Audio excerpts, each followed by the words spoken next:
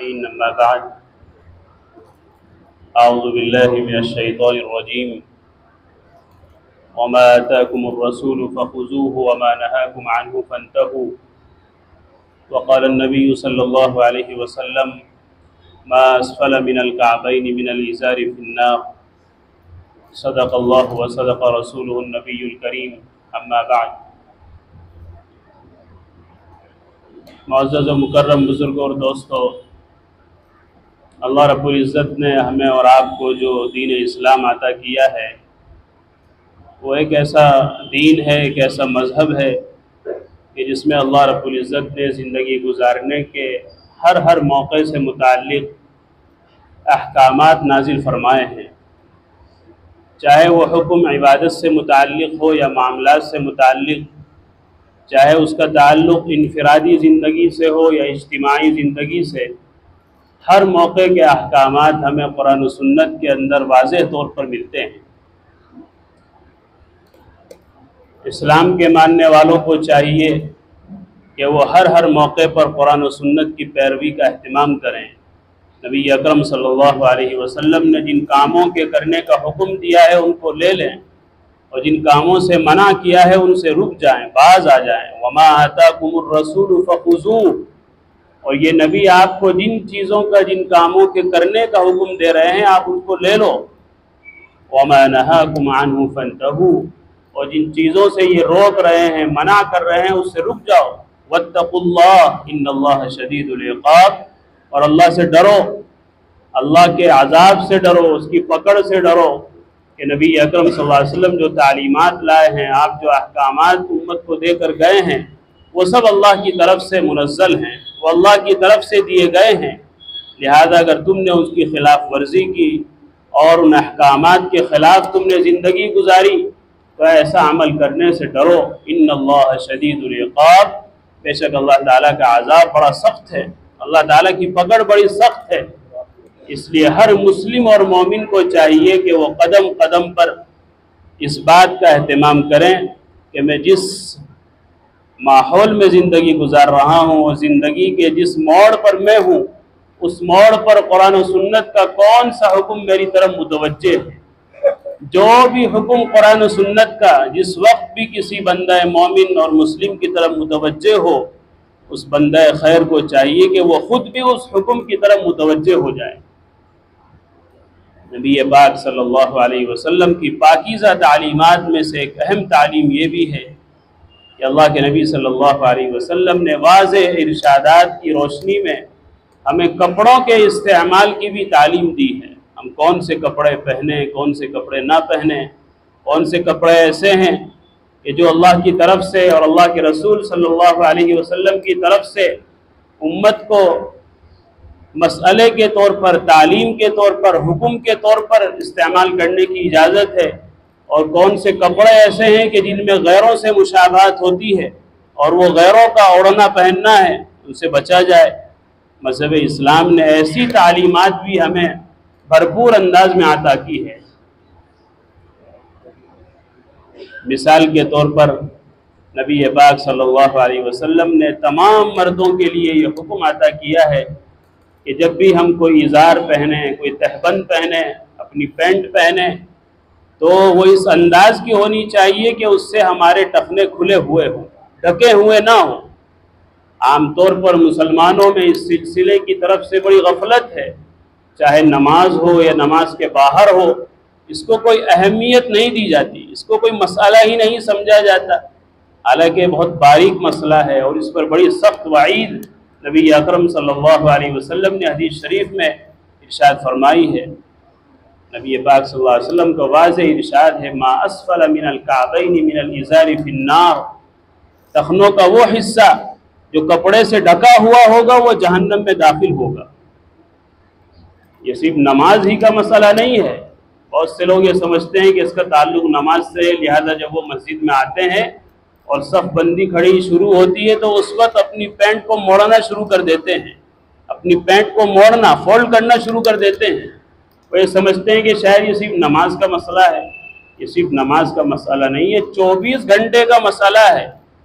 آپ 24 گھنٹے میں اس بات کے مکلف ہیں کہ آپ کا پائجامہ آپ کے ٹخنے سے اوپر ہونا چاہیے، آپ کی پینٹ اور آپ کا لوور اور آپ کا اور بھی کوئی لباس جو بھی آپ پہنتے ہوں وہ ٹخنوں سے اوپر ہونا چاہیے، ٹخنے ڈھکے ہوئے نہیں ہونے چاہیے،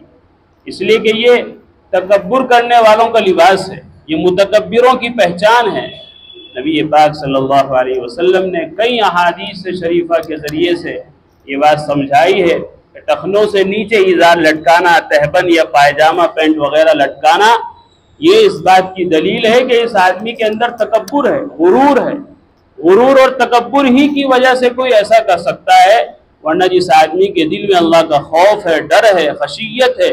وہ ہر حال میں اس بات کی کوشش کرے گا کہ وہ اللہ کے سامنے ایسا رہے کہ اس کے لباس سے، اس کی حرکت سے اور اس کے ہر عمل سے تواضع ٹپکے، عاجزی ٹپکے، انکساری ٹپکے۔ اور اللہ کے نبی صلی اللہ علیہ وسلم نے اس مسئلے کو اتنا زیادہ سختی کے ساتھ ارشاد فرمایا کہ جن کو احادیث شریفہ میں پڑھ کر ایک ایسے سعادت مند بندے کے رونگٹے کھڑے ہو جاتے ہیں کہ جس کے دل میں اللہ نے واقعی اپنا خوف و خشیت رکھا ہو۔ ابو داؤد شریف کے اندر مشہور روایت ہے، حضرت ابو ہریرہ رضی اللہ تعالیٰ عنہ راوی ہیں، وہ فرماتے ہیں کہ ہم بیٹھے ہوئے تھے کہ ایک آدمی نے ہمارے سامنے نماز پڑھی، اور جب نماز پڑھی تو اس حال میں نماز پڑھی کہ اس کا تہبند، اس کا پائجامہ ٹخنوں سے نیچے تھا۔ نماز پڑھ کر وہ نبی اکرم صلی اللہ علیہ وسلم کی خدمت میں حاضر ہوئے، آپ صلی اللہ علیہ وسلم نے ان کو لوٹا دیا، فرمایا اذهب فتوضا، جاؤ واپس جاؤ وضو کر کے آؤ۔ صحابی گئے اور جا کر وضو کر کے آئے، پھر آ کر نماز پڑھی۔ آپ صلی اللہ علیہ وسلم نے پھر دوبارہ ان کو واپس کیا اور فرمایا جاؤ وضو کر کے آؤ۔ وہ پھر وضو کر کے آئے اور آ کر نماز پڑھی۔ جب نماز پڑھ کر وہ فارغ ہو گئے تو ایک صحابی نے نبی اکرم صلی اللہ علیہ وسلم سے پوچھا کہ اللہ کے نبی، آپ نے ان کو نماز کے بجائے وضو بھی لوٹانے کا حکم کیوں ارشاد فرمایا؟ ہمارے سامنے تو کوئی ایسا عمل نہیں ہوا کہ جس سے وضو ٹوٹتا ہو، نواقض وضو میں سے کوئی عمل پیش نہیں آیا، اور اگر پیش آتا تو نماز ٹوٹتی، آپ نے نماز تو نماز، وضو بھی لوٹانے کا حکم ارشاد فرمایا، کیا وجہ ہے؟ ابو داؤد شریف کے الفاظ ہیں کتاب الصلاۃ کے اندر، حضرت ابو ہریرہ راوی ہیں، آپ نے ارشاد فرمایا کہ نماز تو انہوں نے پہلے بھی پڑھی تھی اور بڑے خشوع خضوع والی نماز پڑھی تھی۔ بڑا صحابہ کی نماز کیسی ہوگی، اللہ اکبر، صحابہ والی نماز، اور اس صحابی نے وہی نماز پڑھی جس نماز کو انہوں نے رسول اکرم صلی اللہ علیہ وسلم کو پڑھتے ہوئے دیکھا تھا۔ بڑی اچھی نماز پڑھی، لیکن کہاں کمی واقع ہوئی؟ آپ نے ارشاد فرمایا کہ نماز تو انہوں نے پہلے بھی ایسی ہی پڑھی تھی جیسا کہ پڑھنے کا حکم ہے، وَلَكِنْ أَسْبَلْتَ إِزَارَكَ، لیکن اس کا تہبند، اس کا پائجامہ ٹخنوں سے نیچے تھا۔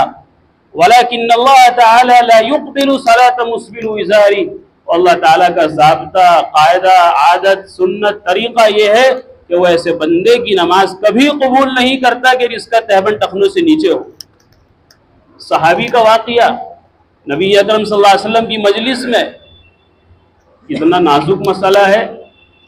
نبی اکرم صلی اللہ علیہ وسلم صرف نماز ہی نہیں لوٹا رہے، وضو بھی لوٹانے کا حکم دے رہے ہو، دو دفعہ واپس کیا۔ اندازہ لگائیے آپ کتنا گمبھیر مسئلہ ہے، کتنا حساس مسئلہ ہے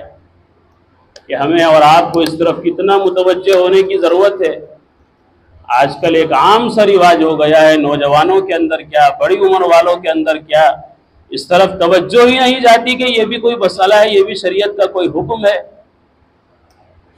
ہمیں چاہیے کہ ہم اپنی پینٹ کو اور اپنے پائجاموں کو، اپنے ازار اور تہبند کو اس طرح سلوائیں کہ وہ ٹخنوں سے اوپر ہوں، اور اگر کبھی کسی وجہ سے نیچے ہو بھی جائے تو فوراً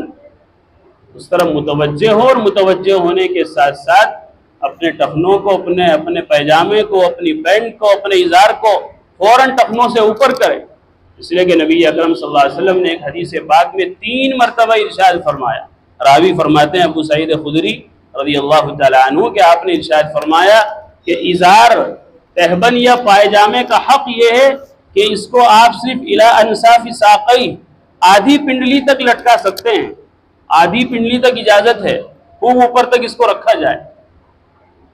آج کل اگر کوئی بیچارہ اللہ کا بندہ اس پر عمل کرتا ہے اور اس کا پائجامہ یا اس کا تہبند ذرا آدھی پنڈلی تک آ بھی جاتا ہے تو گھر والے مذاق اڑاتے ہیں، دوست و احباب مذاق اڑاتے ہیں کہ بھائی کیا بات ہے، چھوٹے بھائی کا پاجامہ پہن لیا کیا، چھوٹے بھائی کی لنگی پہن لی کیا، چھوٹے بھائی کی پینٹ پہن لی کیا۔ حالانکہ یہ سنت رسول ہے، اہم سنت ہے، وہ بیچارہ حدیث پاک پر عمل کر رہا ہے، سنت پر عمل کر رہا ہے، اور آپ یہ کہہ کر مذاق اڑا رہے ہیں، یہ استخفاف سنت ہے، استہزاء سنت ہے، جس سے ایمان بھی چلے جانے کا اندیشہ ہے۔ تو اس لیے خود بھی اس طرف توجہ رکھیں اور اپنی آل و اولاد کو، اپنے نوجوانوں کو بھی اس طرح متوجہ کریں کہ یہ بڑا نازک مسئلہ ہے، اور اس مسئلے پر نبی اکرم صلی اللہ علیہ وسلم نے جہنم کی اطلاع دی ہے جو اس میں غفلت اور کوتاہی کرتا ہے۔ کتنے ہمارے دوست ہیں، کتنے ہمارے ایسے بزرگ ہیں، کتنے ہمارے ایسے نیک نوجوان ہیں جن میں نمازوں کا بڑا جذبہ ہے، ان کی عبادتوں کو دیکھ کر، نمازوں کو دیکھ کر ہمیں بھی رشک آتا ہے کہ ماشاءاللہ 5 وقت کی نمازوں کا بڑا اہتمام ہے، صف اول میں نماز پڑھنے کا شوق ہے،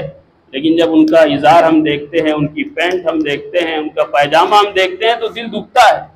کیسے ان کو سمجھایا جائے؟ آج کل تو ایک بڑا مسئلہ یہ بھی ہے کہ اگر کوئی کسی کو ٹوک دے تو بجائے اس کے کہ وہ خوش ہو کہ بھائی آپ نے میری اصلاح کر دی، بہت اچھا،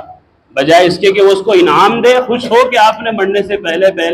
میری اس طرف توجہ دلا دی، مجھے متوجہ کر دیا، آپ کا احسان ہے، لیجیے، آپ انعام لیجیے، بجائے اس کے کہ الٹا لڑنے کے لیے شروع ہو جاتا ہے۔ یہ مزاج نہیں ہونا چاہیے۔ ایک ایمان والے کا مزاج یہ ہے کہ اس کو اچھی بات جہاں سے ملے، اصلاح کی بات جہاں سے ملے تو اس کو قبول کرے، اور جب اصلاح کی بات کسی ایسی جگہ سے مل رہی ہو کہ جہاں پر اعتماد ہے اور جہاں پر ہر اعتبار سے علم کی مضبوطی ہے، جہاں پر سرد کا مقام ہے، ایسے مقام سے تو اصلاح لینے میں کوئی بھی پش و پیش نہیں ہونی چاہیے۔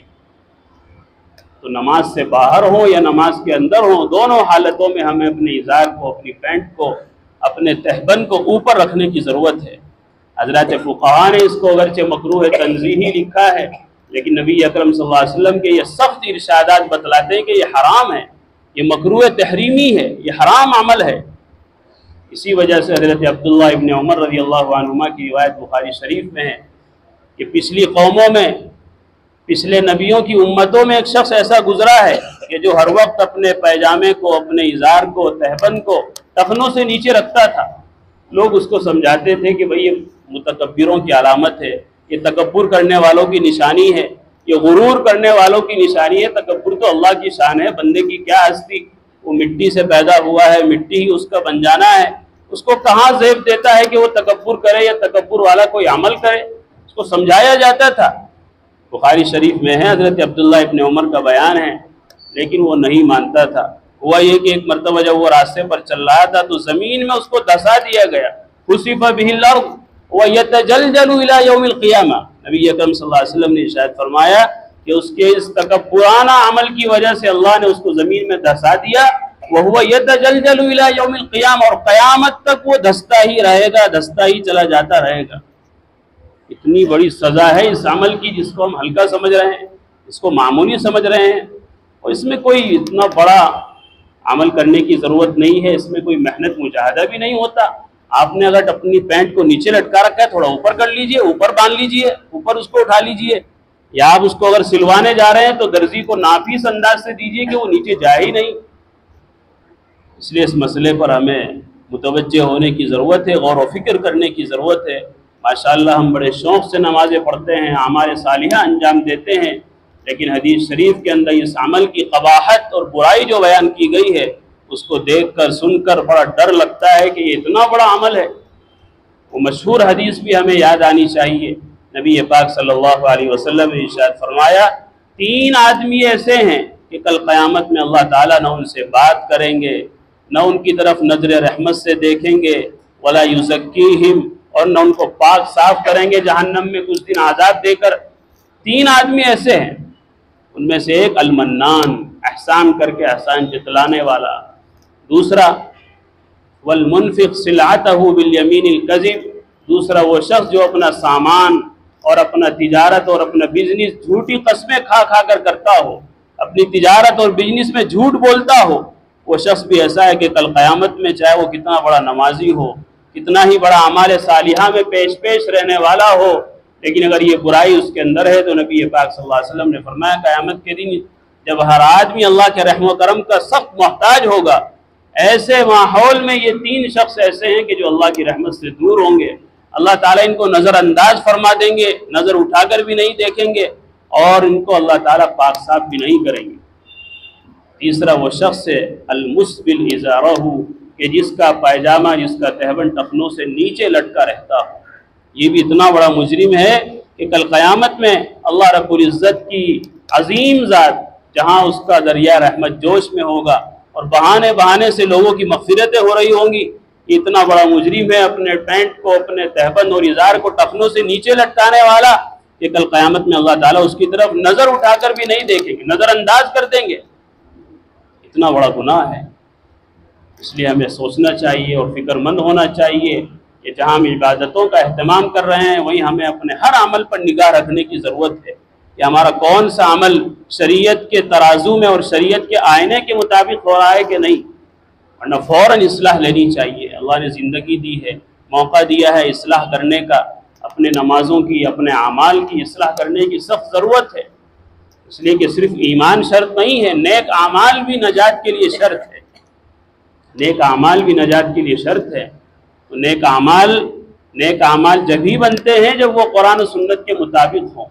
کوئی بھی نیک عمل اسی وقت نیک بن سکتا ہے جبکہ وہ قرآن و سنت کے حکم کے مطابق ہو۔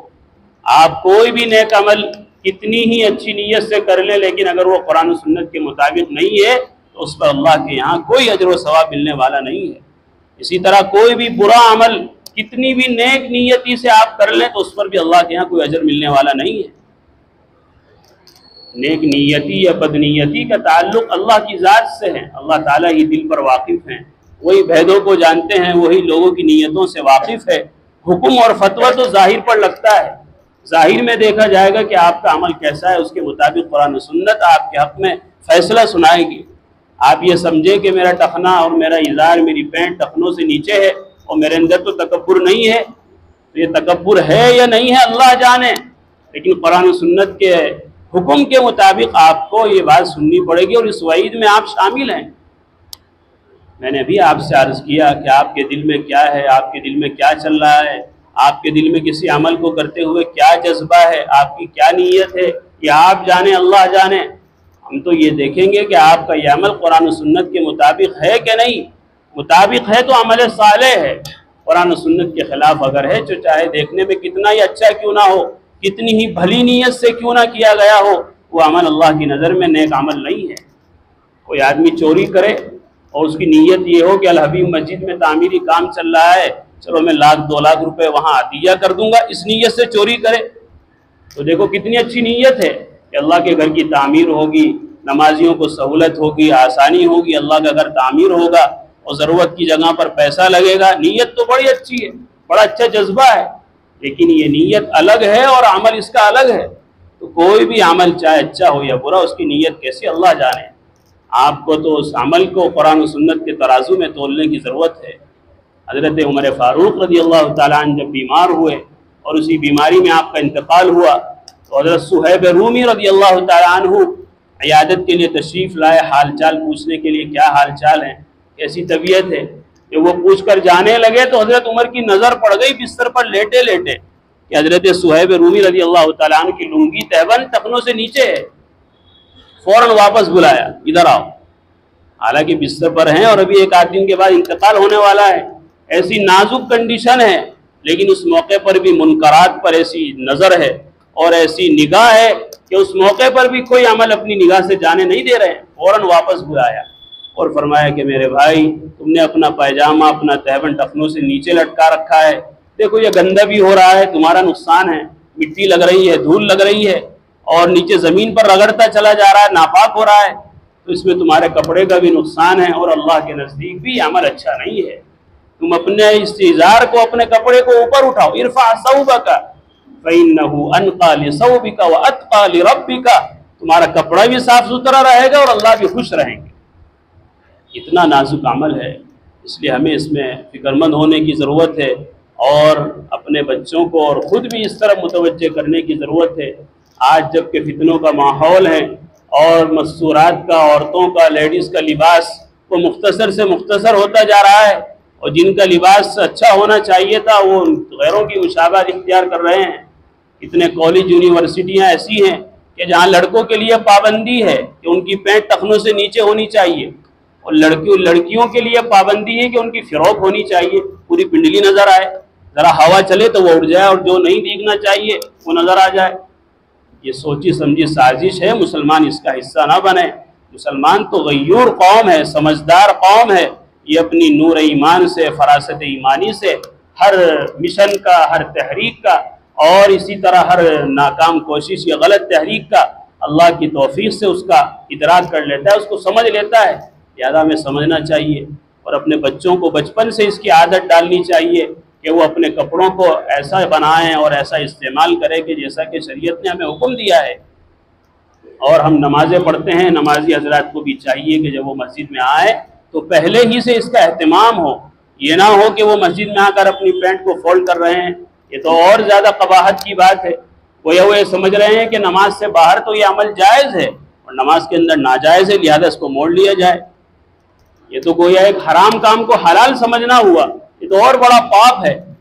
اس لیے اس میں کوئی زیادہ وقت نہیں لگتا، کوئی زیادہ محنت نہیں کرنی پڑتی، بس ہلکا سا اپنے پینٹ کو اور اپنے ازار کو اوپر اٹھانا ہوتا ہے اور کچھ بھی نہیں۔